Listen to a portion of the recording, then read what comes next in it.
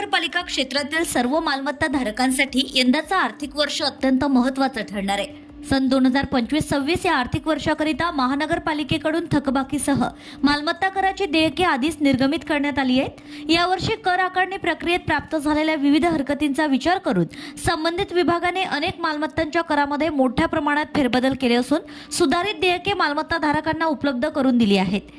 पारदर्शी व न्याय कर आकारणी हे महानगरपालिकेचं प्राधान्य राहिलं असून या दिशेने अनेक सुधारणा राबविण्यात आल्या आहेत। नागरिकांना कर भरणं सोपं जावं तसेच प्रत्यक्ष मार्गदर्शन मिळावं म्हणून महानगरपालिकेने दर शनिवार व रविवार प्रत्येक झोनमधील सर्व कर आकारणी वार्डात मालमत्ता कर वसुली शिबिरे आयोजित करण्याचा निर्णय घेतलाय। या शिबिरांमध्ये नागरिकांना चालू देयके, थकबाकी, सुधारित आकारणी तसेच कर भरण्याच्या पद्धतींबाबत सविस्तर माहिती दिली जात आहे। महाराष्ट्र महानगरपालिका अधिनियम अनुसूचित ड प्रकरण 8 नियम 41 नुसार मालमत्ता कराची थकबाकी राहिल्यास दरमहा 2% शास्ती आकारली जाते। अनेक वर्षांपासून थकबाकी असलेल्या मालमत्ता धारकांची शास्तीची रक्कम मोठ्या प्रमाणात वाढली असून त्यामुळे कराचा बोजा जड होत चाललाय। मालमत्ता धारकांच्या मागणीनुसार मालमत्ता धारकांना दिलासा देण्यासाठी महानगरपालिकेने विशेष सवलत योजना लागू करण्याचा निर्णय घेतलाय।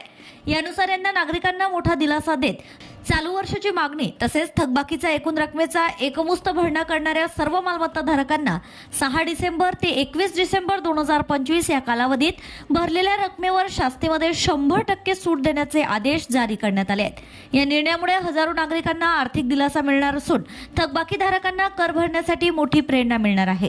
महानगरपालिका आयुक्त सौम्या शर्मा चंडक यांनी या विशेष सवलत योजनेची प्रभावी अंमलबजावणी व्हावी यासाठी सर्व विभागांना जबाबदाऱ्या सोपविल्या आहेत।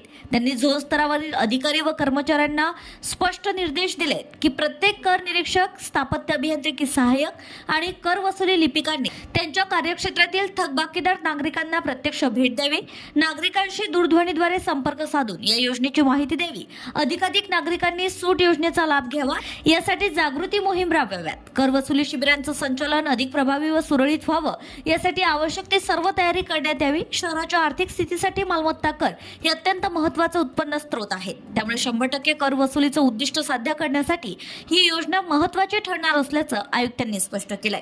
ऑनलाईन कराचा भरणा केल्यास 3% अतिरिक्त सूट मिळणार असून ऑनलाईन भरणा करण्याकरिता महानगरपालिकेच्या वेबसाईटवर सुविधा उपलब्ध आहे।